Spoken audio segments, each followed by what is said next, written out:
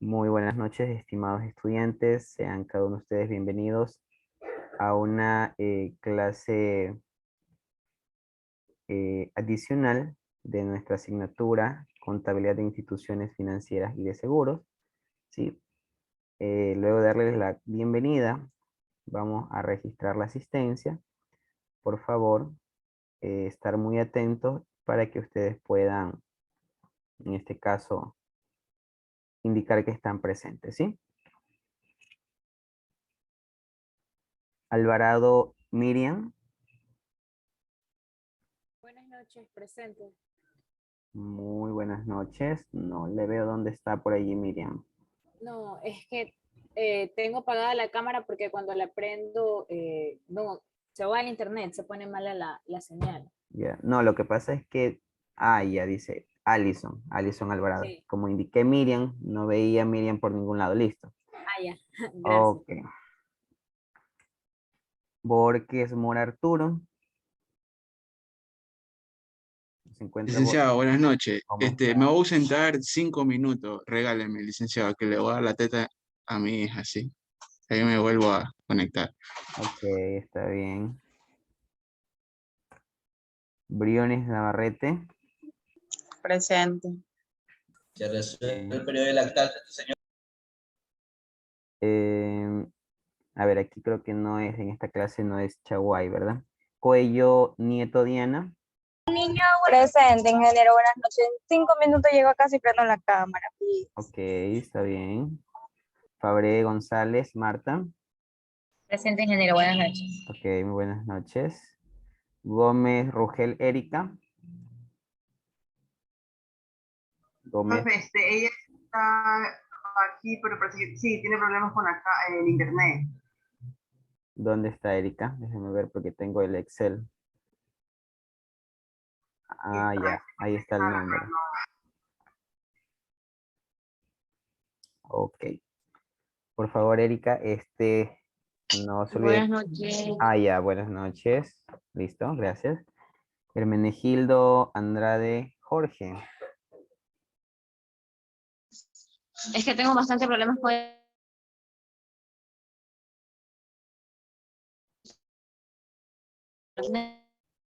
Ok, sí, ya me di cuenta, no se preocupe. Listo. Hermenegildo. Ausente. Ok, faltó. Lord Ron Francisco. Ingeniero, buenas noches. ¿Cómo está? Muy buenas noches. López Larreategui Daisy. Buenas noches, profesor. Presente. Muy buenas noches. Merchan Vázquez Kimberly. Ingeniero, buenas noches, presente. Muy buenas noches. Román Alaba Yanira. Presente, buenas noches. Muy buenas noches. Salazar García Carlos. Presente, ingeniero. Buenas noches. Muy buenas noches. Sánchez Bajaña Jessica. Buenas noches, profesor, presente. Muy buenas noches, estimada. Suárez Calle Joel. Buenas noches, profe. Presente. Muy buenas noches. Tomala Carpio. Andrés. Faltó. Vargas Martínez Jonathan. Buenas noches, presente. Ok, muy buenas noches. Vera Neira Andrea. Vera Neira. Faltó. Viteri Quiñones Ruth. Viteri. Faltó. Ok. A ver, déjenme verificar por si alguien estuviera en sala. No, nadie está en sala. Bueno, han transcurrido ya 10 minutos desde que inició la hora clase. Entonces se entendería que todos los que pertenecen a la clase o deben de asistir, pues ya estarían accediendo, ¿no? En todo caso, vamos a iniciar, vamos a continuar con nuestra clase, esperando pues que no tengamos ningún inconveniente al compartir. Sí, por favor, ustedes me confirman una vez que puedan visualizar la pantalla de mi presentación, ¿sí?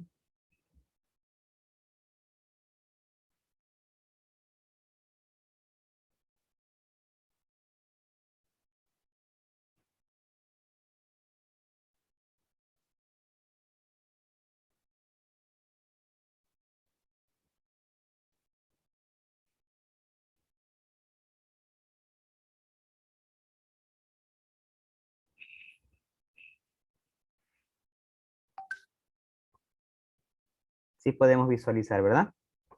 Sí. Ya, ok. Sí. Muy bien, estimados.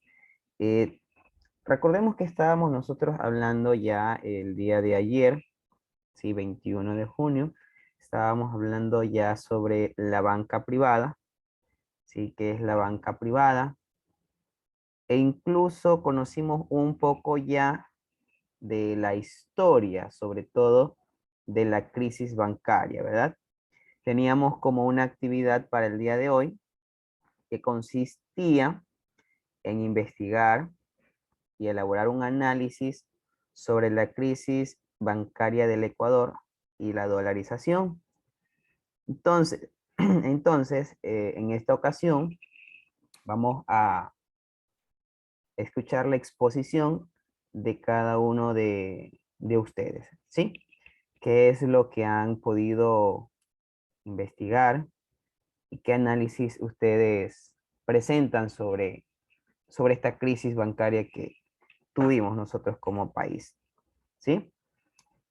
Bien, en esta ocasión vamos a, permítanme, abrir una vez más mi listado para ir marcando, por cierto, la participación de los estudiantes que participan, ¿no? Valga la redundancia. Bien, vamos a comenzar con los estudiantes pares, ya los que se encuentran en mi lista. Entonces vamos a comenzar con Borges. Bueno, aquí hay una estudiante que no asiste con nosotros. Luego Fabré. Hermenegildo me parece que no está. Luego López. Sí, en ese orden. Vamos a escucharlos. Entonces, a ver, no. Borges. Cuéntenos, Borges. A ver. Voy a dejar de compartir la pantalla para poderlo observar a usted. ¿Sí? Ahora, si tiene alguna presentación, de pronto en PowerPoint, me indica para que usted pueda compartir la pantalla, ¿sí?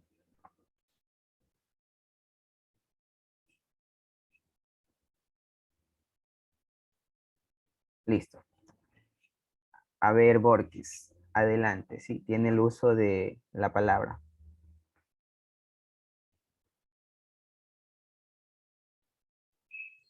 Ingeniero, Sí. Borges le pidió unos minutos Ah, para ya. darle. Ok, él es Borges, ya. Perdón, mil disculpas, ¿no? Entonces, vamos entonces con, bueno, Chaguay no está con nosotros. Entonces, con usted, Marta, ¿sí? Ok, Ingeniero, adelante. a ver, la presentación en sí no la tengo porque usted dijo que era para el día jueves, o sea, mañana. Pero en lo que estaba investigando, como dice que una crisis bancaria es una situación en la que uno o varios bancos de un país o región sufren graves problemas de liquidez. Sobre asunto de nuestro Ecuador, cuando lo que pasó con nosotros, asimismo, para poder entender el fenómeno de las crisis bancarias es necesario comprender previamente la estructura de balance de un banco.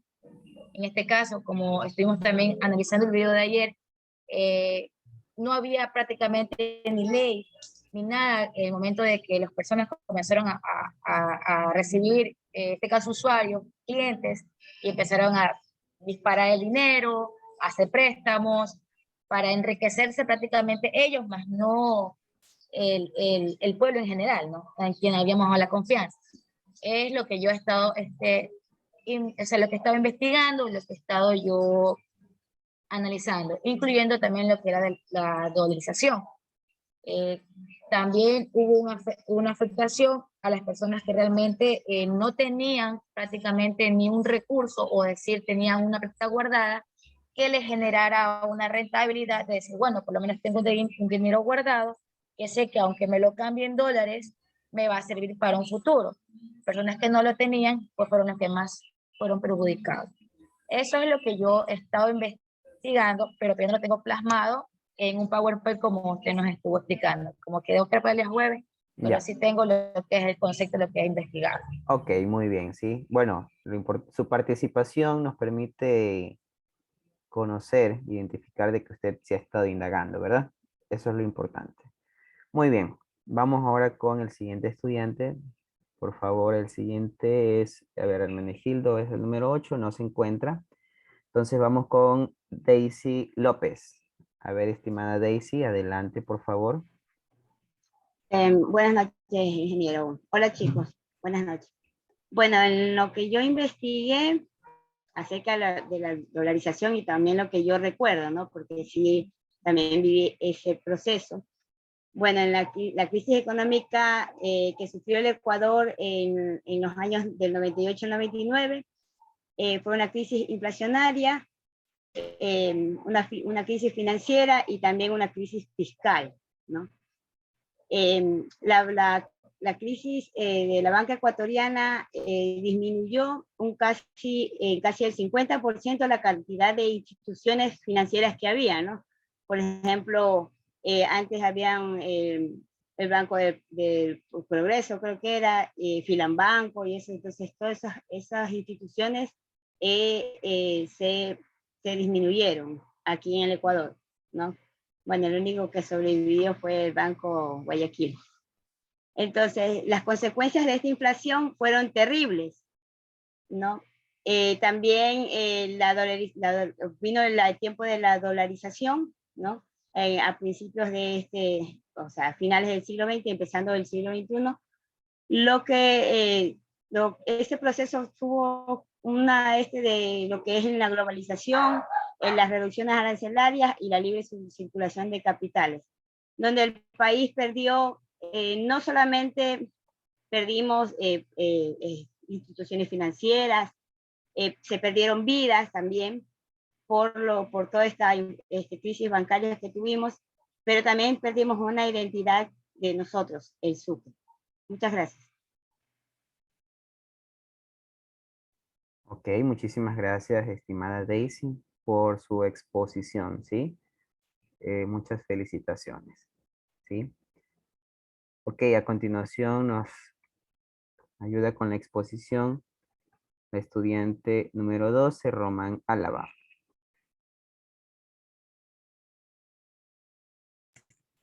Hola, profe, ¿cómo está? Buenas noches. ¿Cómo está? Muy buenas noches. Adelante, por favor. Explicándole sobre un poco sobre el tema de análisis, el análisis que hice yo de la crisis financiera del Ecuador. En este caso se manifestó en una vertiginosa expansión del desempleo, es lo que estoy investigando, ya, el subempleo y la pobreza también, ¿no? En definitiva, el país atravesaba una de las peores crisis económicas vividas en todos los tiempos, con los indicadores macroeconómicos por los sueldos, o sea, en general la población, la desconfianza y todo el sistema financiero. Eso fue lo que yo entendí sobre el tema de la crisis de financiera del Ecuador. Ya. Ahora sobre el tema de la dolarización, en el Ecuador es como lo dijo Marta, o sea, ellos aportaban más para ellos y no para el pueblo. Ya. Entonces, entre los factores que explica la implementación de la dolarización en el Ecuador, es que han jugado un papel importante en el proceso. La inestabilidad, la macroeconomía, en el caso del desarrollo de los mercados financieros. Eso es lo que le puedo acotar sobre lo que investigué de ambas, lo de la dolarización y sobre el tema de la crisis financiera del Ecuador. Ok, muy bien. Muchas gracias, Yanira. Sí, listo. A ver, vamos a escuchar ahora a Sánchez Bajaña. Buenas noches, profesor. Bueno, de lo que se dice sobre la década, sobre la crisis bancaria, que durante la década de los 90 tuvieron afectada bastante, o sea, afectó bastante lo que es la economía. En lo que es en 1994 bajó el amparo de la ley de la institución financiera y los banqueros aplicaron sus actividades económicas.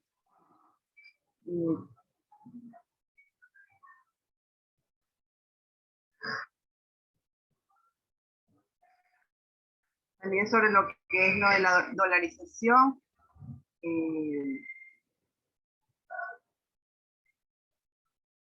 Dice que la dolarización se ha dado una ventaja en el Ecuador al tener una moneda internacional. También se ha logrado el costo en la vía dificultada para la inversión y la productividad de los productos, de las mercaderías.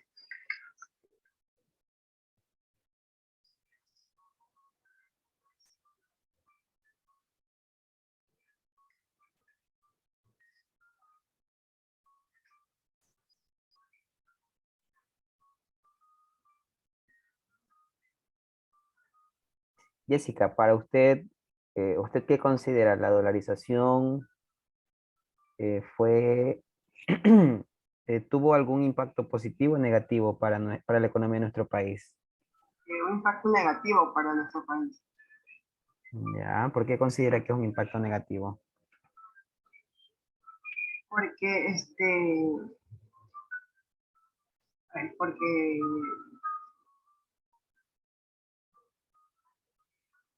porque imagínense, del Sucre a la dolarización, o sea, como que bajó, el dólar bajó.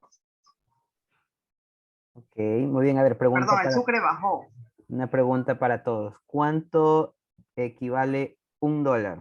¿O cuánto equivalía un dólar en sucres? 25.000 sucres.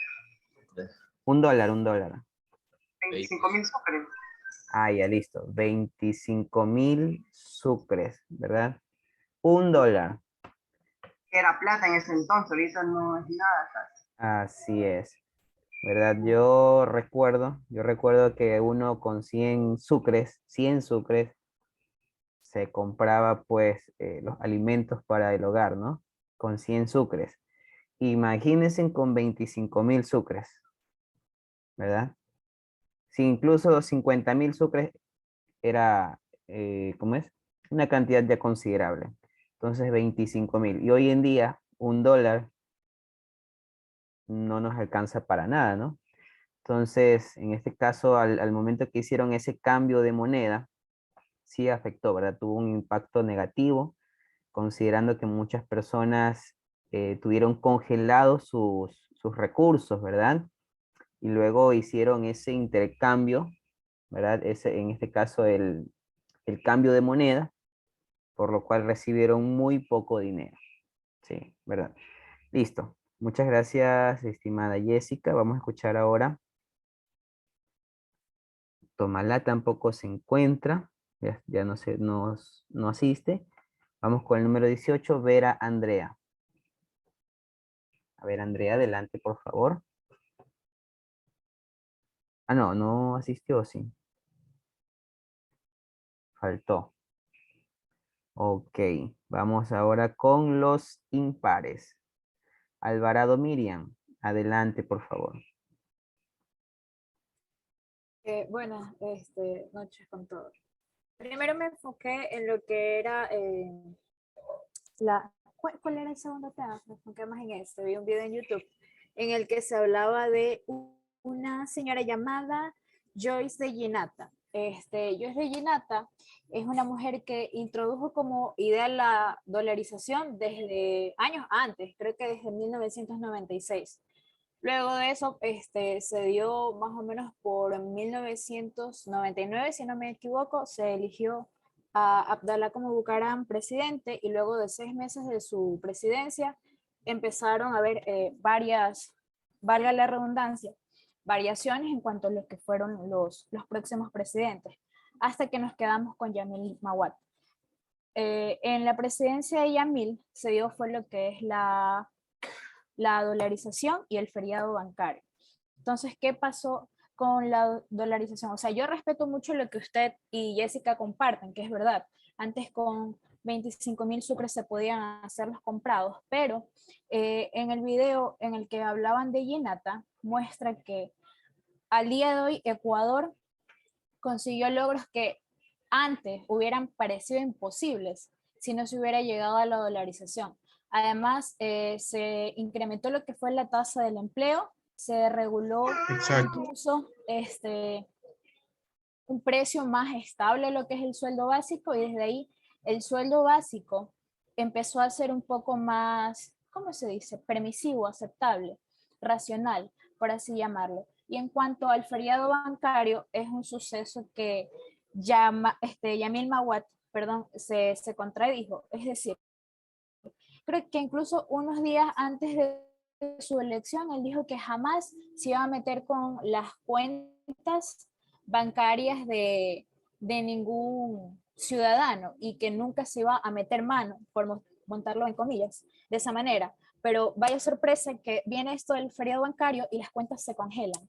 Primero es por un periodo de 3 días, luego por un periodo de una semana, si no me equivoco, y esto se extiende hasta un año, donde personas como jubilados o aquellos que guardaban sus cesantías los tenían para sucres, finalmente nunca volvieron a ver su dinero. Aquellos que ellos esperaban hacer como una inversión fue reembolsado quizás como unos $2, $3, $5 a lo máximo.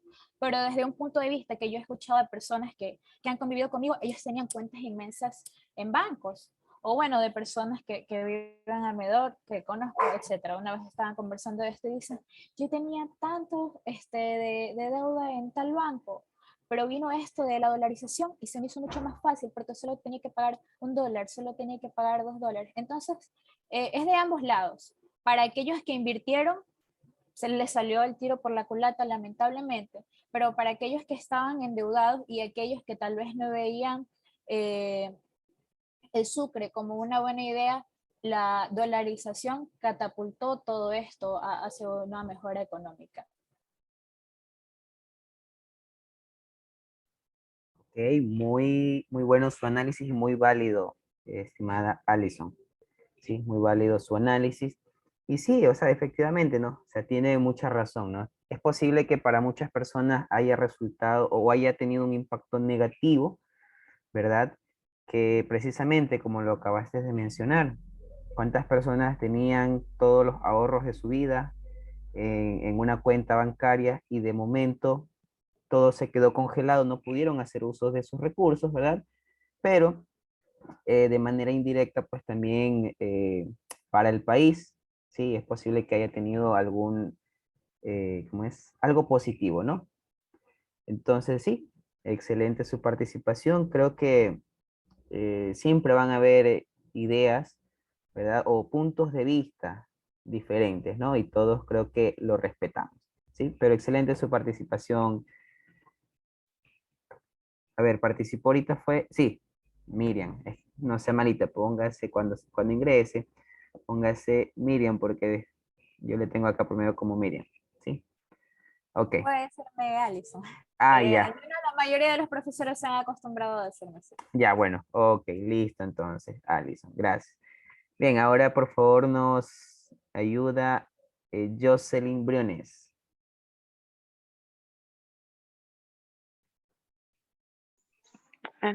Buenas noches.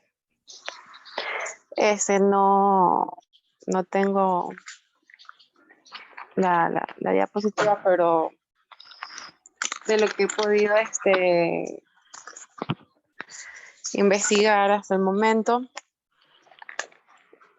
bueno, mucho de lo que han dicho mis compañeras, de que de los bancos que se cerraron, no tenían cómo hacer frente a las personas que tenían sus dineros, sus ahorros.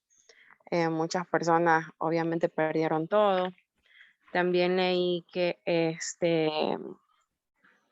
Ecuador fue uno del primer país en Latinoamérica que se eliminó su moneda nacional.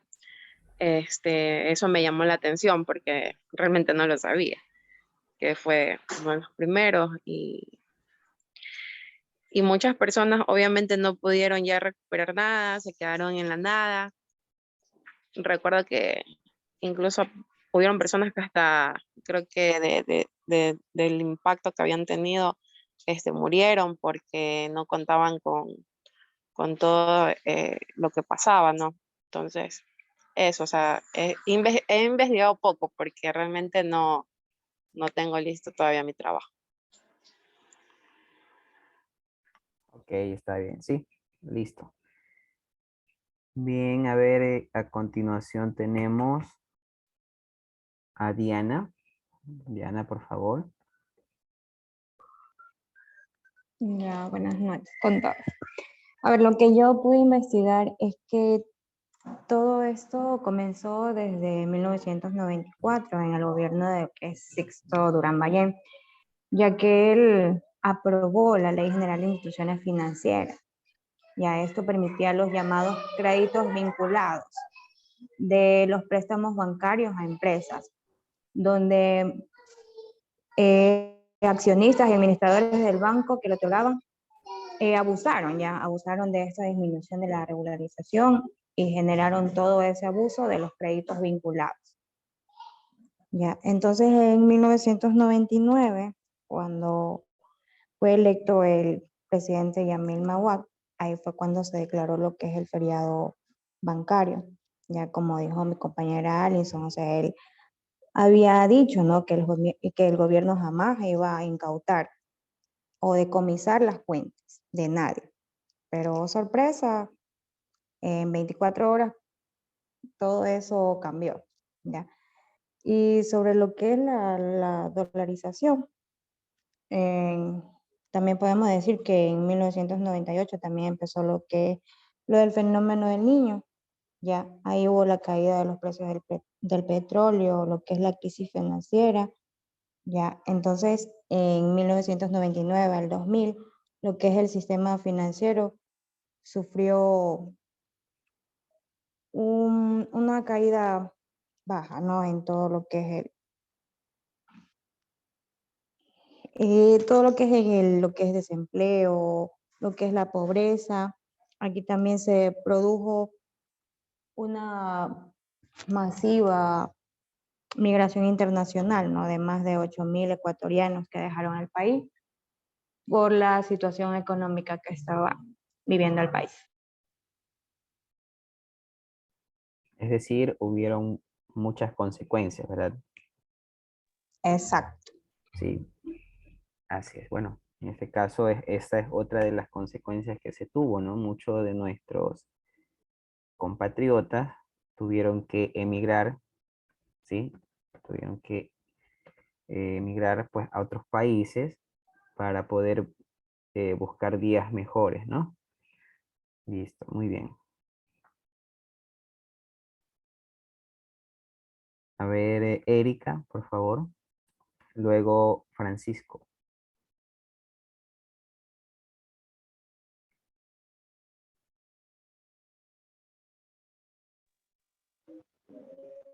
Bueno, si se escucha un poco entrecortado, me sabrá disculpar porque tengo bastante problema con el internet. Yo hice el análisis sobre la crisis y la dolarización.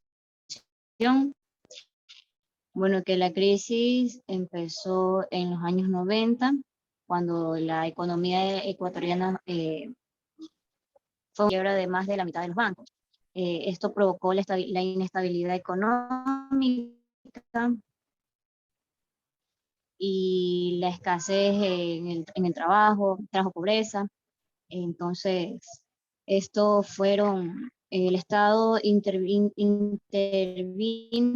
por medio de banco para evitar la quiebra sistemática, en donde los bancos, al banco le costó millones de pérdidas, donde empezó la devaluación del sucre, en dolarización, que fue optar una moneda extranjera, ya que en ese entonces $1 lo que costaba era 25.000 sucres. Entonces ahí el país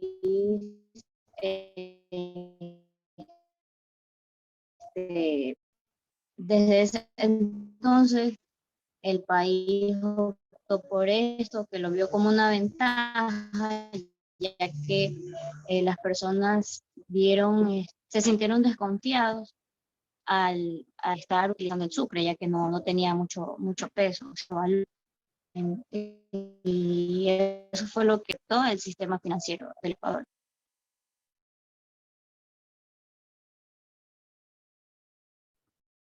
Ok. Bueno, nos escribe uno de nuestros compañeros que no se escucha bien. Bueno, en este caso, efectivamente, hubieron partes entrecortadas, pero su compañera nos comentó cuál fue la razón, ¿sí? Pero bueno, parte sí se pudo escuchar. Muchas gracias, Erika, por su participación.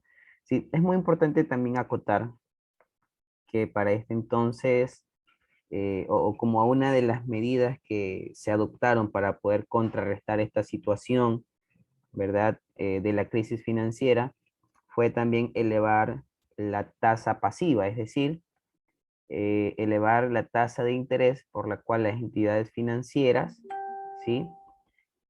Pagan a los usuarios por tener en este caso sus dineros, sus ahorros guardados en la institución financiera. Pues no, eso fue una de las alternativas, una de las opciones que ellos vieron pues para tratar de dar un poco de tranquilidad a los usuarios, ¿sí? Bien, ahora sí, por favor, adelante, Francisco. Buenas noches, profe. Igual que mis compañeros, creo que la vamos a voy a hacer llegar mañana ya con diapositivas y todo, ¿no? El análisis que puedo hacer yo es que el 8 de marzo de 1999, un año después de ser electo Yamil Maguab, ¿verdad? Declaró un feriado bancario con el congelamiento total de los ahorros de los ciudadanos por 24 horas. Todos los ahorristas no podían sacar su dinero. Efectivamente, eso produjo desesperación al ver que no podían retirar su dinero y creó una ola de inestabilidad en el país. ¿Cuáles fueron las consecuencias de esto? La inflación, la devaluación, la recesión, la quiebra total de muchas empresas en el Ecuador, el desempleo subió, la pobreza, la indigencia, algunos ahorristas hasta murieron desesperados porque no podían sacar su dinero, los suicidios y la mayor ola migratoria que tuvo el Ecuador, ¿verdad? Las pérdidas económicas fueron invaluables. Sobre la dolarización, como dijo mi compañera Alison, ¿no?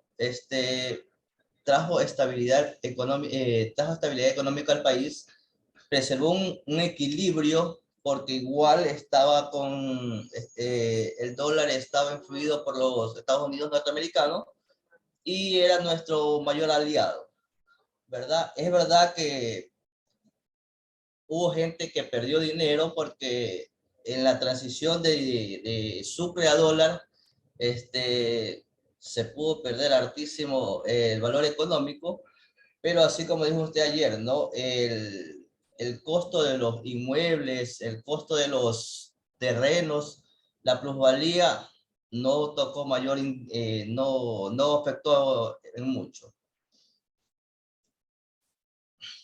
Eso es lo que he podido leer hasta ahorita, profesor, hasta cuando ya presente todos los diapositivos y pueda yo... Ok, está bien, ¿sí? Así es, ¿no? Pero bueno, efectivamente, lo que más afectó fue en este caso, pues, el dinero o el efectivo con el que se contaba, pues, ¿no? En este caso, quienes se vieron más afectados es los que tenían de pronto en sus hogares o en la entidad financiera, ¿sí? El dinero, que pues para aquellas personas que sí lo tenían invertido de pronto en algún bien, alguna propiedad, planta y equipo, pues por esa parte no hubo mayor problema, ¿no? Bien, escuchamos ahora a nuestra compañera Kimberly Merchan y luego pues a Carlos Salazar. Buenas noches. Bueno, se dice que tras la mayor crisis económica que vivía Ecuador en 1999, el entonces presidente de la República, Yamil Maguad, tomó una de las medidas monetarias más radicales de la historia del país. El 9 de enero del 2000, Ecuador adoptó la dolarización y 21 años después, el 88.7% de los ecuatorianos aún la respaldan. Pero, ¿qué hay detrás de su popularidad? Tras la dolarización, Ecuador vivió un proceso de adaptación, cambios políticos, sociales, económicos e institucionales. Durante este periodo se emitió la nueva Constitución del 2008. El mundo se enfrentó a la crisis financiera global y entre el año 2010 y 2014 el precio del petróleo superó los 100. En el 2015, el país entró en recesión económica, misma que fue acompañada por el terremoto que tuvimos en 2016. Y finalmente, en el 2020, el país y el mundo nos enfrentamos con lo que es la pandemia de 2019. Yo investigué también esto porque, bueno, la mayoría de mis compañeros, obviamente usted nos mandó a investigar sobre la crisis en el año 1990 al 2000, pero la mayoría creo que nos sale el mismo contexto, entonces yo lo que hice fue investigar sobre la dolarización actualmente.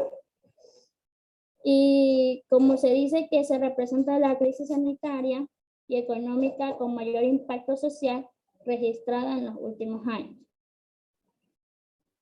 Gracias. Ok, bueno, muchas gracias, Kimberly. A ver, a continuación, Carlos, luego Joel y después Jonathan. Sí, profe, buenas noches. ¿Sí me logran escuchar? Fuerte y claro. Ya, Sí, compañero. como dijo la compañera Kimberly, bueno, realmente casi investigamos lo mismo. Vamos a hacer un pequeño resumen. Dice, tras la mayor crisis económica que el Ecuador vivió en 1999, el entonces presidente de la República, Yamil Maguad, tomó una de las medidas monetarias más radicales en la historia del país. Ecuador adoptó la dolarización por primera vez. Ya. La compañera dijo que tras la dolarización, el Ecuador vivió un proceso de adaptación y cambios políticos, sociales y económicos e institucionales. Durante el periodo se emitió la nueva Constitución del 2008, donde el mundo enfrentó una crisis financiera global en el precio del petróleo y dice que el país entró en una recesión económica, misma que fue acompañada por el terremoto el 2016, la cual también afectó a la economía del país. Cabe recalcar eso. Nos dice acá también que finalmente, ahora poco, si más no recordamos, sucedió con el tema de la pandemia, también fue uno de los graves problemas económicos dentro del país, ya que se generaron muchas fuentes de desempleo y por lo tanto habían personas que su economía era baja y afectando la crisis mundial prácticamente. Y dice, tras 21 años, el dólar goza de una gran aceptación y le ha permitido al Ecuador terminar con la hiperinflación que sufría el país. En el 2000, imponer una fuerte disciplina al gobierno a no permitir la devaluación de la moneda actual, que es el dólar. Como he escuchado a los compañeros, bien dice que al momento de hacer el cambio del sucre a la dolarización afectó a muchas personas. Como ya usted lo pronunció el día de ayer, dentro de esas personas, las personas que tenían sus bienes, por ejemplo, en la adquisición de algún terreno, alguna propiedad, ellos habían adquirido por medio del sucre. Al momento de hacer el intercambio al dólar, ellos no salieron afectados. Y como hace rato lo mencionó la compañera Alison, personas que tenían su deuda al momento de hacerse la dolarización, ellos salieron favorecidos porque no les tocó pagar cierta deuda que sacando un balance, ellos en determinados años podían salir de esa deuda. pero a cambio de la dolarización, no, mi deuda de tanto, bueno, la verdad no sé cómo se manejaba el Sucre en ese entonces, desconozco ese tema, pero al saber que yo tenía una deuda grande y al cambiar la dolarización me permitió pagar eso que sé yo con tan solo $1. Obviamente me salió favoreciendo en el tema de la dolarización. También afectó demasiado la economía en lo que es en el feriado bancario, al momento de congelar todas las deudas de las personas en el país. Gracias, ingeniero. Muchísimas gracias. Bueno, recuerden que cuando envíen sus análisis, estos análisis no pueden ser idénticos al de nadie, pues no, porque tenemos que investigar y hacer nuestro análisis, ¿sí? En eso consistía. Claro, pueden haber... Profe, hay casualidades. ¿Mande? Casualidades. No, está bien, yo sé que podemos encontrarnos con cierta información, pero pues no podríamos tener mucha información idéntica, ¿no? Ok, bueno, listo. Continuemos un poquito más, gracias. ¿Quién fue que participó? Carlos, profe. Carlos, No se Carlos. preocupe que ya voy a tratar de indagar más para no tener la misma información. Claro. No, me parece incluso lo que ya después usted mencionó, ¿sí? Podría ser de mucha utilidad, pues, que pueda redactar dentro de su análisis, porque más bien lo que después estabas indicando, pues, era lo que tú comprendiste o tu análisis sobre todo, ¿ya? En base a mi concepto. Así es. A ver, Joel, adelante. Ok, profe. ¿Sí se me escucha? Sí, sí, le escuchamos. Ok, para lo que yo indagué, pues, en el año 2000, Ecuador decidió cambiar su moneda del sucre al dólar. Esto fue pongámonos un ejemplo, supongamos la gente que para ese entonces tenía todos sus ahorros, especialmente para los jubilados, que tenían todos sus ahorros en sucre en los bancos. Al momento de pasar a dólar, obviamente sus cuentas se fueron a cero. Entonces, obviamente ellos se alzaron, protestaron. Para el año, sí, déjame ver, en el año 1999, el gobierno decreta lo que es el feriado bancario. Y posteriormente esta es una previa a lo que viene a ser la dolarización. Ecuador para ese entonces vivía una crisis económica, la más grande de su historia, lo cual en el sucre valía de 7.000 a 9.000 sucres por dólar, pero cada día se devaluaba más, lo cual pasaba de 19.000 a 25.000 sucres por dólar. Este, Así que para ese entonces, obviamente que se pasó a la dolarización, se vio que la gente salió a reclamar, los disturbios eran por donde sea,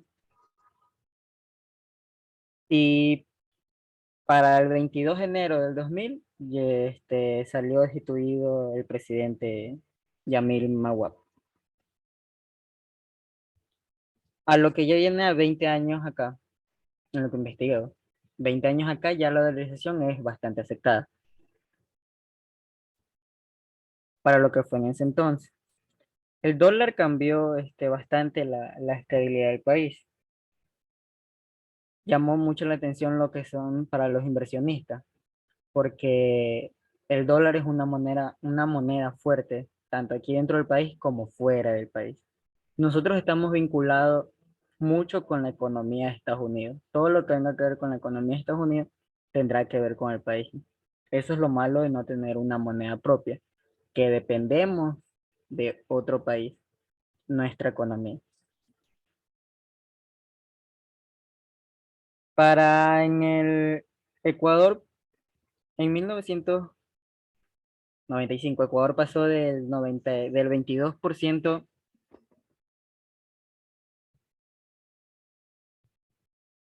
de inflación al 95% de inflación para ese entonces. Pero 2 años después que el país ya fue dolarizado, la inflación bajó al 10%, se mantuvo por debajo del 10%.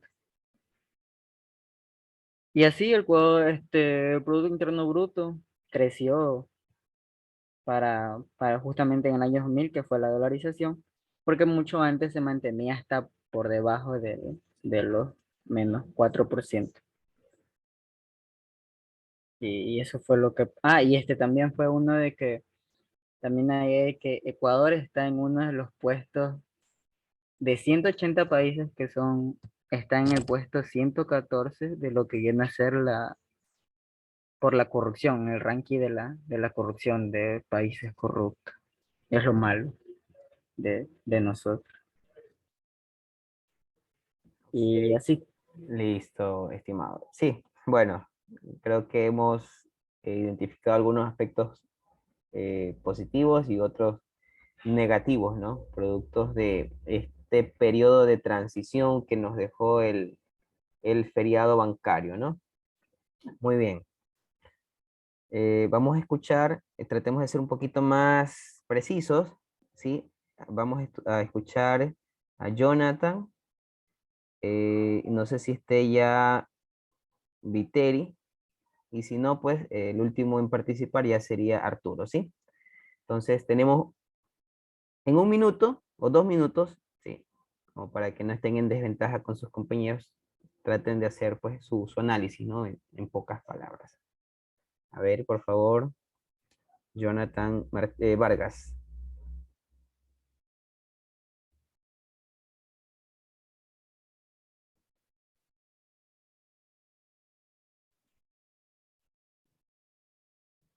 Jonathan, se nos fue.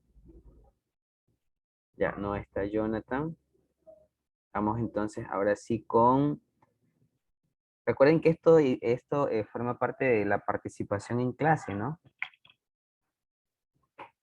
A ver, Arturo, yo creo que ya está con nosotros nuevamente, ¿verdad? Sí, licenciado. Bueno, voy a hablar un tema, bueno, un poco de lo que es la crisis económica, la crisis, perdón, que sufrimos en ese tiempo. Pues, por supuesto, fue económica. Y también del cambio drástico que sucedió con la dolarización.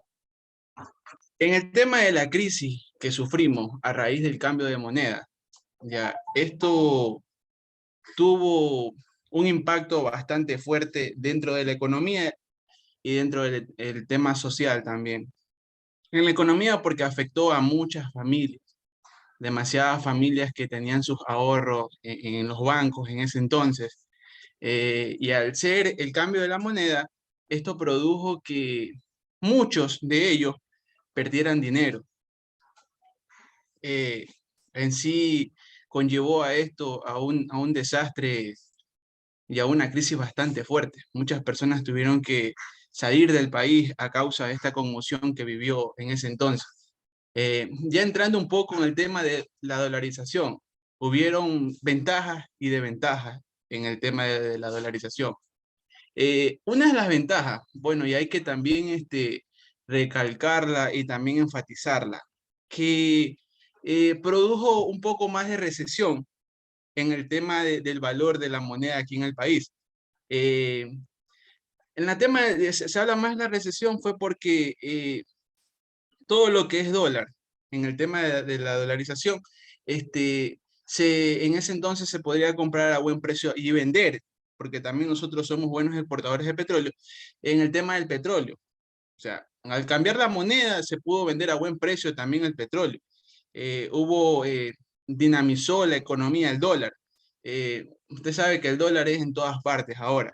Y al entrar a la etapa del dólar, yo creo que nos hizo bastante bien el tema de poder tener este cambio. Y una de las ventajas, bueno, como la mayoría de los compañeros lo ha dicho, las personas que tenían guardado, por ejemplo, en sucres, ni sé cuántos millones, digamos así, de sucres, al cambiar la moneda, quedaron prácticamente perdidos. Muchos perdieron su dinero por este tema del cambio de moneda. Y de ahí creo que casi lo mismo que los otros compañeros pudieron decir, ¿no? Porque el tema también es sumamente amplio también, en por qué también se decidió cambiar la moneda y todas las cuestiones. Ok, muy bien, Arturo. Y bueno, alguien que de pronto no haya participado, creo que todos lo hemos hecho, ¿no? Entonces, efectivamente, creo que es notorio que este periodo de transición en el cual se estableció ya el dólar como moneda de nuestro país, misma que reemplazó el sucre, trajo consigo algunas ventajas, tal vez para unos, ¿verdad? Favorable para unos, pero para muchos, y creo que también en un gran número, pues sus desventajas, ¿no? En todo caso, actualmente, pues al tener también esta moneda internacional, esta moneda del dólar estadounidense, ¿sí? Permite pues también que nosotros podamos realizar un sinnúmero de operaciones financieras, ¿sí? Y que nos traen beneficios como país, ¿sí? Entonces, bueno, hoy en día creo que ya estamos un poco estables, ¿verdad? Ya han pasado muchos años y creo que la moneda de hoy en día ya es más estable, ¿sí? Esperamos que no se dé ninguno de estos episodios, bueno, más adelante, ¿sí? Bien, chicos, agradezco a cada uno de ustedes por su participación, ¿sí? Creo que tenemos un receso de unos minutos. Voy a dejar pausada en este momento la grabación. Permítanme un segundo. Muy bien, estimados estudiantes. Luego de que todos hayamos participado exponiendo el análisis sobre la crisis bancaria del Ecuador y la dolarización, vamos a continuar con la exposición de nuestro tema. ¿Sí? Recordemos que nos encontramos abordando el tema de la banca privada. ¿Sí? Recordemos que es un banco, cuál es el rol que cumplen los bancos, pues es el de entregar créditos para financiar los proyectos de los clientes sobre la base de los depósitos a la vista, ¿verdad? Y a plazo. En todo caso, los bancos son considerados como los intermediarios más conocidos del sistema financiero, ¿verdad? Aquí podemos nosotros observar un pequeño gráfico donde se puede evidenciar el flujo, ¿sí? El flujo que tiene pues el dinero dentro del sistema financiero ecuatoriano, ¿verdad? Ok. Tal vez muchos se han de preguntar, bueno, ahora, ¿cómo se encuentra estructurado una institución financiera? ¿Cómo se encuentran organizados? ¿Cuál es su estructura? ¿Verdad? Entonces, cuando nosotros hablamos de estructura, ¿verdad? Estamos hablando de una organización al interior de la institución, ¿sí? Organización en la cual se asignan funciones y responsabilidades a cada uno de los miembros del grupo de trabajo, ¿sí? Entonces, allí nosotros podremos identificar en qué nivel se encuentran, ¿sí? En qué nivel se encuentran, cuáles son sus funciones, cuáles son las actividades, ¿sí? Que tienen asignadas para su cargo o para su puesto, ¿no? Todo el proceso de la organización bancaria, nosotros lo vamos a poder ver reflejado en un organigrama. ¿Qué es un organigrama? Pues es una expresión gráfica de cómo está organizada la institución. Entonces vamos en este momento a observar cómo se encuentra o cómo es un organigrama estructural básico de una entidad financiera, ¿sí? Básico. Entonces, aquí nosotros, como podemos observar, se encuentra un organigrama estructural de un banco en el cual generalmente constan los departamentos que podemos observar, ¿sí? ¿Cuáles serían los departamentos? A ver. Ustedes los observan, por favor, me ayudan indicando. ¿Cuáles son aquellos departamentos que por lo general tiene un banco? Gerente. Presidente ejecutivo, vicepresidente ejecutivo. Ya, muy bien. ¿Qué Y más? operación. Hay varias gerencias, ¿verdad? Claro, y la junta de accionistas que implica todos los... Ya, muy bien. Miren que nosotros allí podemos ir observando este nivel jerárquico, ¿sí? El nivel jerárquico. ¿Cuál vendría a ser el organismo máximo, el organismo superior en una entidad financiera? La junta de accionistas, pues. La Junta General de Accionistas, ¿verdad? Entonces, la Junta General de Accionistas, pues, va a tener como personal de apoyo, ¿sí? ¿Sí? Dentro de la organización de la entidad financiera, lo que es el directorio del banco, ¿sí? En donde se encuentra, pues, el vicepresidente, entre otros, ¿no? Y de allí, pues, siempre van a haber las auditorías, sean auditorías internas y externas, y un departamento legal, ¿sí? Un departamento legal. Pues podemos observar que ya dentro del nivel jerárquico ya estratégico tenemos las gerencias, gerencias de tesorería, gerencia de operaciones y la gerencia de sistemas, ¿ok? Ahora, vamos a ir revisando de una manera más minuciosa cada uno, pues, cada uno de estos organismos, ¿no? Entonces, como ustedes observan, vamos a iniciar con este organismo máximo que es la Junta General de Accionistas, ¿sí? Entonces, como podemos observar, la Junta General de Accionistas es el órgano supremo de dirección del banco. Entonces, la Junta General de Accionistas es la encargada allí de nombrar a quienes, a los miembros del directorio, al presidente, a los ejecutivos del banco. Así como también, pues, va a nombrar o van a elegir cuál va a ser el auditor interno de la entidad financiera, así como también el externo, ¿sí? Entonces, miren allí, tenemos, esa sería la función también que cumple la Junta General de Accionistas, ¿no? Esto, pues, teniendo en cuenta que son el organismo supremo, máximo dentro de una institución financiera.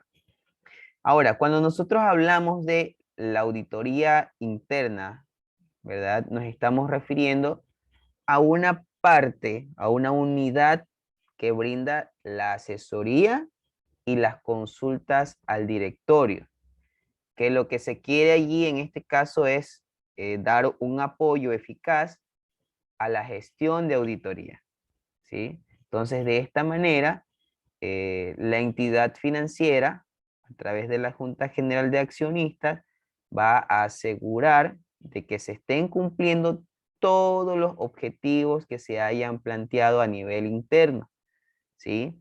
Van a estar vigilando de que tanto la misión, visión y objetivos del banco también se estén cumpliendo. Entonces, la auditoría interna es al interior de la entidad financiera.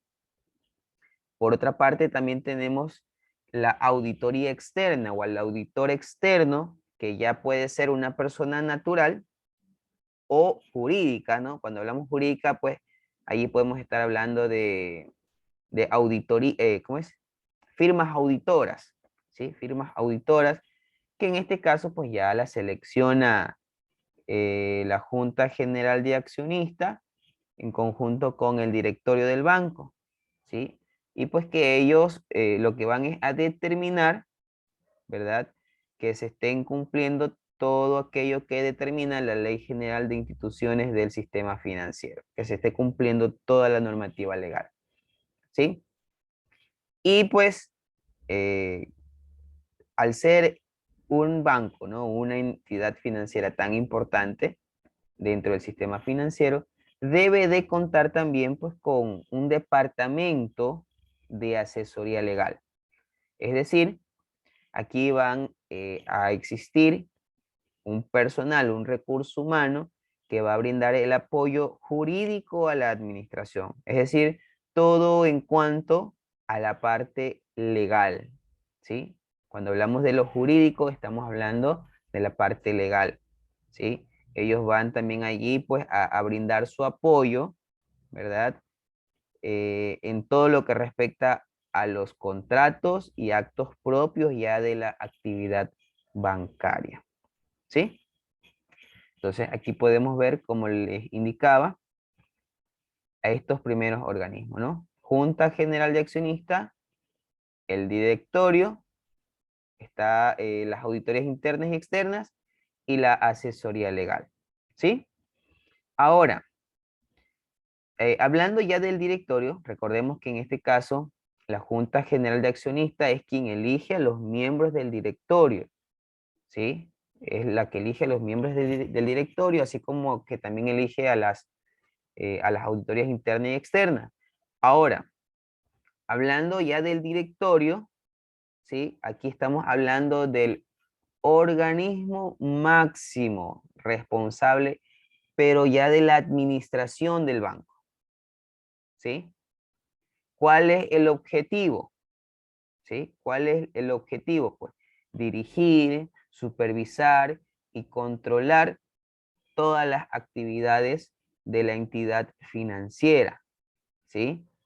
Entonces, eso crea confianza, ¿sí? Crea, pues, valor, ¿verdad? En beneficio de los accionistas, de los clientes, de los proveedores y de la sociedad en general, pues, ¿no? De que existe un órgano responsable de la buena administración del banco, ¿sí?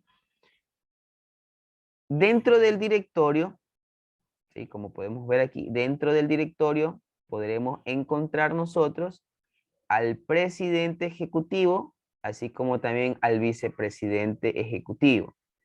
¿Quién es el presidente ejecutivo? A ver, nos ayudas por favor, estimada Alison. ¿Quién es el presidente ejecutivo? Aquí tenemos la información. Es el representante legal de la institución financiera y sus funciones, obligaciones y deberes constan en el estatuto del banco. También Muy, puede existir un vicepresidente ejecutivo. ya, muy bien, muchas gracias. Entonces vemos que el presidente, ¿sí? El presidente viene a ser el representante legal, ¿sí? El representante legal de la institución financiera, ¿sí? ¿Qué institución? Ustedes conocen tal vez quién es el representante legal de alguna institución financiera, de un banco, por ejemplo. ¿Alguien conoce? Lazo, por ejemplo, Lazo. representante del Banco de Guayaquil. Ya, muy bien. Actualmente él sigue siendo el representante legal. No. Yo creo que ahorita ya Yo no. creo que no, profe. No, en estos momentos ya no sería Lazo. Pero si Ana que quiere comprar el Banco Pacífico, me imagino que sí sigue siendo el de Guayaquil. Bueno, lo O que sea, pasa... él es dueño, sí, es dueño del Banco Guayaquil y le puede Pero no es comprar, representante. Me imagino que no, no por representa. nombres de otras personas de tener o sea, lo que es el representante legal. Ya. Claro. Verán, recordemos algo. Hace algún momento atrás nosotros hablábamos, ¿sí? Me parece que con ustedes hablábamos de que un banco se crea como una sociedad anónima. Entonces, quiere decir que aquí, en este caso, el dueño no es uno solo, sino que hay varios socios que crean o que en este caso constituyen un banco. Entonces, bueno, no es un único dueño, sino que en muchas ocasiones, ¿quién es la persona que sobresale? Es aquella que tiene pues la mayor cantidad de acciones dentro de esta institución. Entonces, sí, es verdad, incluso en algún momento yo también había escuchado eso. Siempre se decía que a quien ustedes mencionaron, pues era el dueño del banco. Pero bueno, ya hoy en día nosotros conocemos que no, que es una sociedad anónima y que hay varios accionistas, ¿sí? Pero bueno, en su momento, el señor Lazo, en este caso fue el presidente ejecutivo, pues no, él era el representante legal del Banco Guayaquil, ¿sí? Muy bien. Listo. Ahora, así como tenemos un presidente ejecutivo, puede existir un vicepresidente ejecutivo que cumple funciones de reemplazar al presidente ejecutivo en las principales áreas estratégicas del banco. Sabemos que una persona no puede estar en tantos lugares al mismo tiempo. Por eso es importante siempre que exista alguien que apoye, ¿sí? Apoye en este tipo de gestiones. Entonces, dicho sea de paso, aquí nos indica que puede haber un vicepresidente ejecutivo. Sin embargo, según el tamaño de la entidad financiera, puede requerir de más de un vicepresidente ejecutivo, ¿sí? Entonces ya vamos a ver, por cierto, al final de esta presentación tengo un ejemplo, ¿sí? Ya de un organigrama de una institución financiera, ¿sí? Inicialmente les compartí yo un organigrama básico, es decir, ciertos departamentos que por lo general tiene una entidad financiera, sea la entidad que sea pequeño, grande, entonces es lo básico, ¿no? Pero ya vamos a ver un ejemplo de una entidad financiera ya real, ¿sí? Muy bien. Ahora, dentro de nuestro organigrama, veíamos que a continuación de nuestro organigrama estructural tenemos las diferentes gerencias. Vamos a hablar un poquito de la gerencia de tesorería. ¿Qué tiene a su cargo? Pues el manejo de los recursos financieros del banco, ¿sí? Entonces, dentro de la gerencia de tesorería, nosotros tenemos tres aspectos de los cuales ellos se encargan, ¿sí? Tres departamentos. Tenemos el departamento de inversiones. Este departamento tiene como responsabilidad el área de atención al público en todo lo que concierne a pólizas de acumulación, depósitos a plazo, compraventa de papeles fiduciarios, ya sean bonos, acciones, entre otros, ¿no? Entonces, repito, dentro de gerencia de tesorería tenemos un departamento de inversión, ¿verdad? Ellos van a estar a cargo de todo lo que es atención al cliente, pero sobre todo en el tema de pólizas de acumulación, depósitos a plazo y compraventa, ¿no? Muy bien. Tenemos también la caja general, que es ya la que se encarga, ¿verdad?, del manejo y control del efectivo de todas las ventanillas, ¿sí? De todas las ventanillas que existan, pues, bueno, cuando hablamos ventanilla, estamos hablando de la ventanilla de las cajeras, ¿no? O cajeros existentes en ese banco, ¿sí? Entonces ellos van también a tener a cargo lo que es la responsabilidad del manejo de la bóveda del banco y las recepciones y los depósitos al banco central, ¿sí? Entonces aquí tenemos nosotros cuál es la función de este departamento de caja general, ¿no? Y claro, dentro de cada uno de estos departamentos sabemos que pueden haber tantos y cuantos funcionarios para ya actividades más específicas, ¿no? Tenemos también el departamento de cambios. Este se encarga de la atención al público, pero en la compra y venta ya de divisas, ¿sí? Es decir, del efectivo y cheque de todos los países del mundo, ¿sí? Entonces, cuando aquí hablamos de cambios, estamos hablando de las divisas, ¿sí? Muy bien. ¿Alguna pregunta hasta aquí, estimados estudiantes? ¿Alguna pregunta hasta aquí?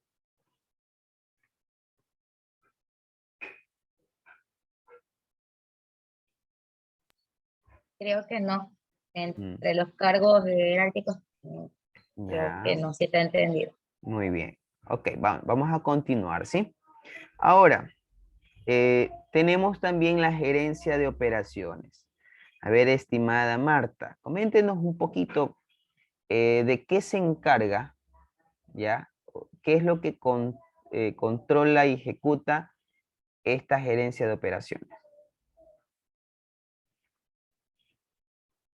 Lo leo. Dice, es el eje controlador y ejecutador de todo el proceso operativo del banco. Ya, muy bien. Entonces, es el eje controlador y ejecutador de todo el proceso operativo. ¿Ya? Muy bien. Dentro de la gerencia de operaciones, nosotros tenemos varios departamentos. ¿Cuáles son estos departamentos? Como ustedes pueden observar, miren, aquí tenemos la cámara de compensación, tenemos el departamento de servicio al cliente. Y el departamento de servicio al cliente tiene a su vez lo que es el control operativo y la apertura de cuentas, ¿sí? Vamos a conocer un poquito qué es la cámara de compensación. Tal vez ustedes conocen o alguien conoce ya qué es una cámara de compensación. ¿Se han escuchado hablar antes de la cámara de compensación?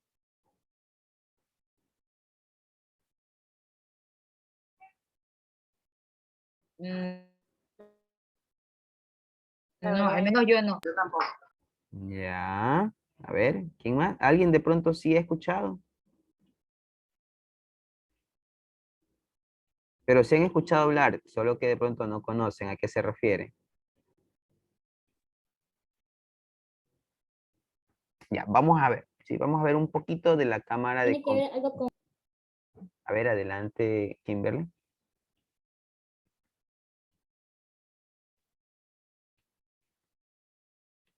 ¿Qué es lo que pasa aquí? Miren, normalmente sabemos nosotros que una entidad financiera puede recibir cheques que sean de otra entidad financiera. Ejemplo, vamos a partir del supuesto que nosotros somos el Banco Amazonas. Entonces viene un usuario y dice, yo quiero hacer un depósito a mi cuenta, pero voy a hacer un depósito del cheque del Banco Pichincha. Entonces, ¿qué es lo que hace esta cámara de compensación? Recibe todos esos cheques depositados por los clientes y que corresponden a otros bancos del sistema. Entonces, hay un espacio, ¿sí?, en el cual se reúnen representantes de las entidades financieras y en este caso hacen ese traspaso de los cheques y es allí donde también se va a determinar si en este caso esos cheques tienen fondo o no tienen fondo, ¿sí? ¿Qué es lo que va a pasar?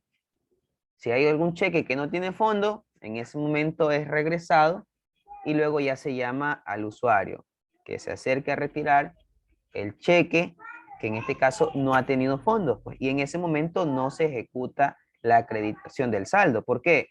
Porque ya pasó por la cámara de compensación y es allí donde se verificó que en la otra entidad financiera no, él no tenía el suficiente efectivo o no tenía fondos, ¿ya? Entonces, bueno, allí una pequeña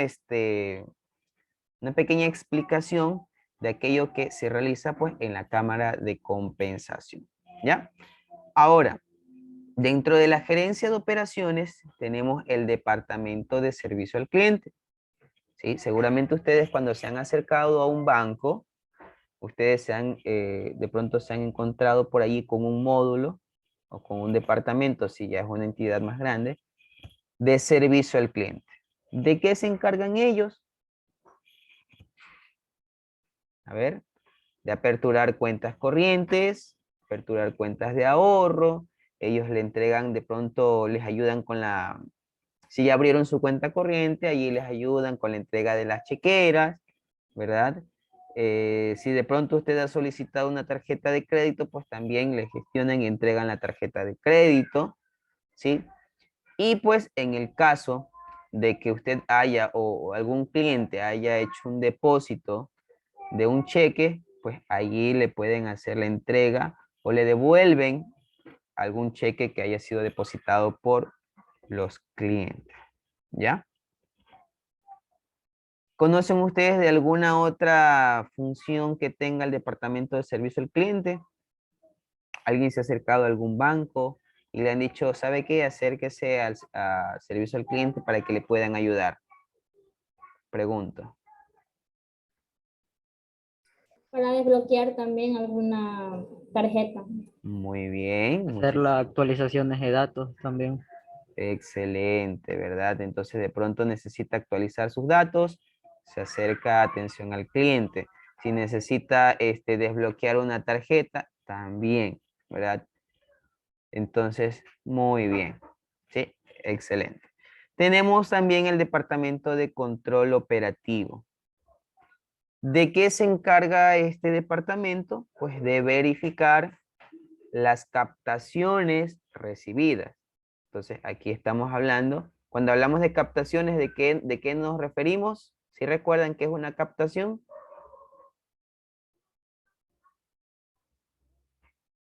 A ver, ¿qué es captación? Captación de dinero. Ya, sí, pero captación, un sinónimo de captación, a ver.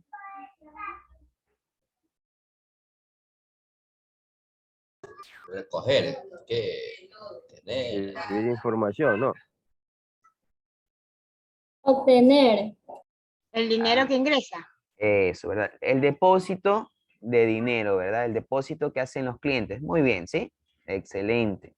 Entonces, el Departamento de Control Operativo se encarga de eso, ¿verdad? De verificar todo el depósito que hemos recibido de los clientes, los cheques que se hayan pagado, los débitos y créditos que se hayan efectuado en las cuentas, sea de ahorro, sea corriente, ¿sí? Y pues también de debitar los cheques transferidos entre clientes del banco. Por eso se llama control operativo, ¿sí? Control operativo. Muy bien. Tenemos también, por otra parte, la gerencia de sistemas, ¿sí? La gerencia de sistemas. No porque sea una de las últimas que hayamos mencionado, sea la menos importante, ¿sí? ¿Cuál es la función o qué tiene a su cargo ¿cómo es? La gerencia de sistemas? A ver, ¿quién me ayuda, por favor? A ver, Kimberly. Tiene allá. Tiene a su cargo el Departamento de Organización y Métodos, donde se procesan todas las operaciones del banco y se emiten los reportes financieros a la alta gerencia, Departamento de Auditoría Interna y a la Superintendencia de Bancos para su respectivo análisis. Ya, muy bien, ¿sí? Muchísimas gracias, Kimberly. ¿Verdad? Entonces aquí se procesan todas las operaciones del banco. Si bien es cierto, nosotros, ¿verdad? En esta asignatura vamos a aprender cómo registrar una transacción, sea de un depósito, una operación activa, una operación pasiva, ¿verdad? Lo vamos a hacer de manera manual, pero sabemos que hoy en día la contabilidad también se la lleva ya a través de software o sistemas contables, ¿sí o no? Me parece que ustedes van a ver también en este semestre la asignatura de software de contabilidad. Entonces, ¿qué sabemos nosotros de un software de contabilidad? ¿En qué nos ayuda? A ver. En la facilidad. Ya, ¿verdad? En la facilidad de la... Muy bien. Todo está automatizado, todo está concatenado, ¿sí? Usted se acerca a una entidad financiera y pues se acerca a hacer un depósito, está la cajera y la cajera lo que hace es ingresar números de cuenta donde se van a depositar, quién es la persona que deposita, cuánto deposita, ¿verdad? La fecha en la que deposita. Solo ingresa la operación. ¿Y qué pasa? Ya el sistema hace todo, ¿cierto? Hace todo el proceso contable. Registra los asientos en el libro diario. Todo eso pasa al respectivo libro mayor. Se procesan los respectivos estados financieros. Entonces todo ya va, en este caso, procesado.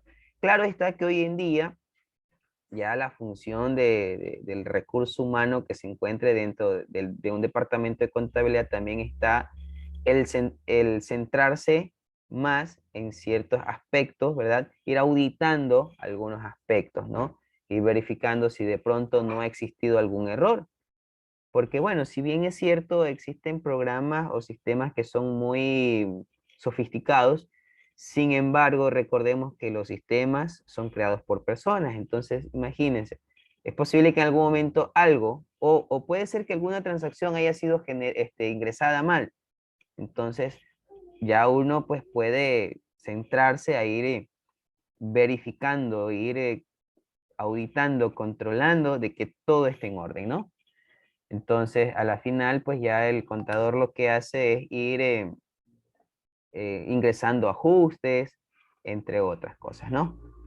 Muy bien. Entonces, vemos que este departamento, ¿sí? Procesa todo este tipo de operaciones. ¿Sí? Todas estas operaciones. Y que a la final, pues terminan reportando estos reportes financieros. ¿A quién? A la gerencia, ¿verdad? Al departamento de auditoría, ¿verdad? ¿Para qué le reportarían a la alta gerencia? A ver si nos ayuda por aquí, vamos a ver. A ver, Jocelyn, ¿por qué será que nosotros tenemos que reportar a la alta gerencia? ¿Para qué será? Mandé.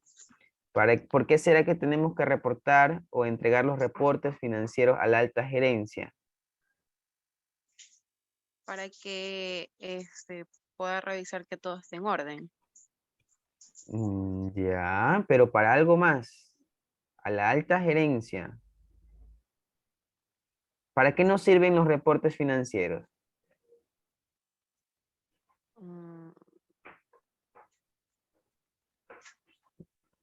Para la toma de Toma de decisión. Toma de decisiones, ¿verdad? Toma de decisiones. A la final se dan cuenta pues de que no está habiendo mucha inversión, entonces ellos pueden buscar estrategias, ¿verdad? ¿Para qué? Para que haya mejor inversión, ¿sí? O pues bueno, dependiendo del caso, ¿no? Dependiendo del caso, ¿sí? También reportan al departamento de auditoría interna, pues allí sí, ¿no? Para ir verificando de que todo esté en orden, de que se esté cumpliendo la normativa, sea tributaria, normativa legal, ¿sí? Muy bien. Y también pues a la superintendencia de bancos, ¿sí? También a la superintendencia de bancos. Porque toda esta información, los estados financieros deben de ser reportados a la superintendencia de bancos, porque esta información debe de ser pública, ¿sí? Debe de ser pública. Listo. Estimados estudiantes, hasta aquí de pronto es la explicación de los principales departamentos y organismos básicos, ¿verdad? De una institución financiera. Tal vez hay alguna inquietud o duda por parte de ustedes. ¿Alguna pregunta?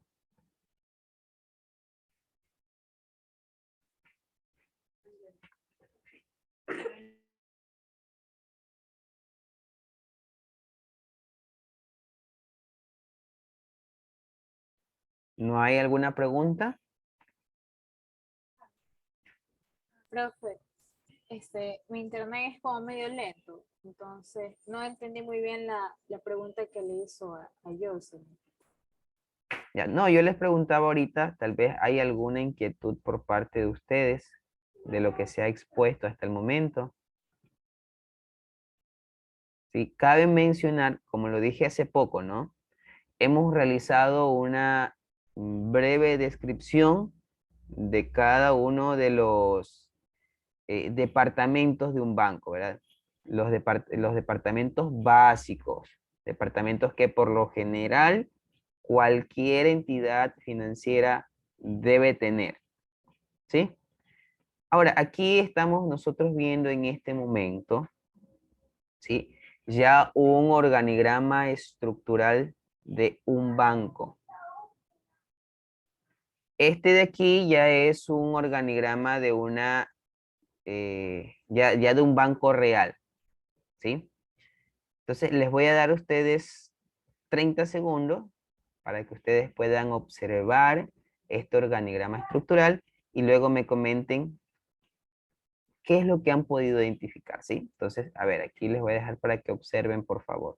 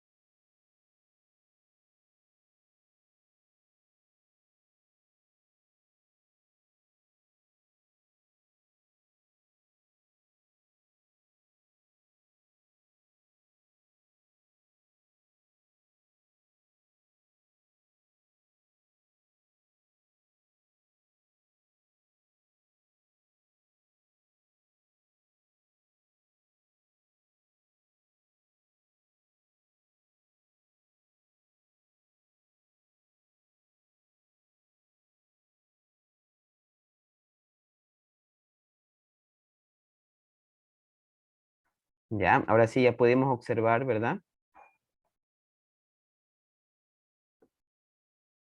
A ver, ¿qué podemos identificar en este organigrama estructural?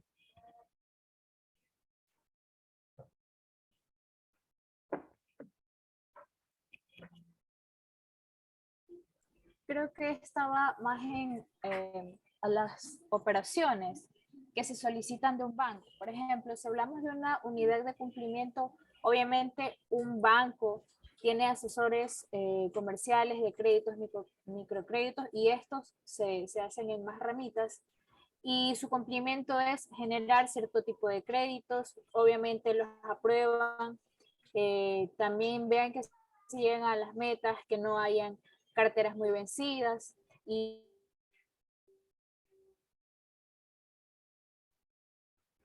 se pueda lograr, pero de manera efectiva. Por eso es que también tiene que ver mucho con la auditoría interna y con lo que se pide del cliente. Ya, muy bien. Muchas gracias. A ver, ¿quién fue que participó ahorita? No veo los nombres. Alison Alvarado, por favor. Ok, Alison, muy bien, gracias. A ver, ¿quién más puede comentarnos qué es lo que les llama la atención de este organigrama estructural, que ya es de una entidad financiera? Profe, bueno, no sé si va al caso. A mí me llama la atención que en la parte superior dice Junta General de Accionistas, en el cual está distribuido el puesto o el cargo en una entidad financiera. Por ejemplo, el directorio, la unidad de cumplimiento, defensor de los clientes y la auditoría interna. Eso en base a los puestos. Pero en la parte inferior está distribuida en cada cargo, cada persona que corresponde a su responsabilidad. Por ejemplo, el presidente ejecutivo, va directo delegado con la vicepresidencia y el vicepresidente ejecutivo general, y así sucesivamente hasta llegar a la vicepresidencia de gerente de banco comercial, en el cual se distribuye cada una de los cargos. E incluso en la parte derecha, que al final dice oficial servicio, creo que dice, de gobierno corporativo. Creo yo que es cada uno de los cargos que ejerce una entidad financiera. Ya. A diferencia de la parte de arriba, que es cuando hacen una junta directiva, en el cual todas esas cargos en la entidad financiera se reúnen en base a la reunión. Muy bien. Verán, voy a tratar de aquí de ampliar un poquito más.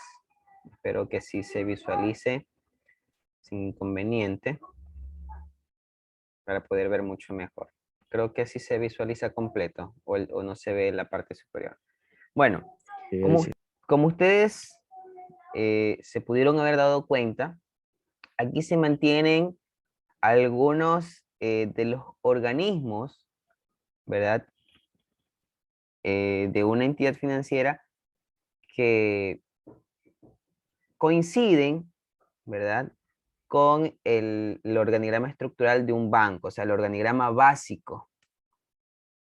Que aquí pudimos notar que está también, perdón, que aquí se encuentra pues lo que es la Junta General de Accionistas y sigue siendo el organismo principal, el organismo rector dentro de una entidad financiera, ¿verdad? Entonces, aquí nosotros tenemos, ¿sí? En la parte superior, el primer nivel jerárquico. Incluido toda la parte de los accionistas y el directorio, ¿verdad? Entonces, recordemos que la Junta General de Accionistas es quien elige al directorio, al presidente ejecutivo o vicepresidente ejecutivo, ¿no? Pero dentro del directorio, nosotros tenemos también otras unidades y que son muy importantes. Pues bueno, aquí tenemos la auditoría interna, ¿sí? Tenemos la auditoría interna. Pero a su vez, por acá estaba también otro comité de auditoría. Existen ya también ciertos departamentos que se encargan de ir realizando análisis ya más minuciosos, ¿ya? Miren, por ejemplo, por aquí hay un comité de calificación de activos de riesgo, ¿sí? Comité de cumplimiento,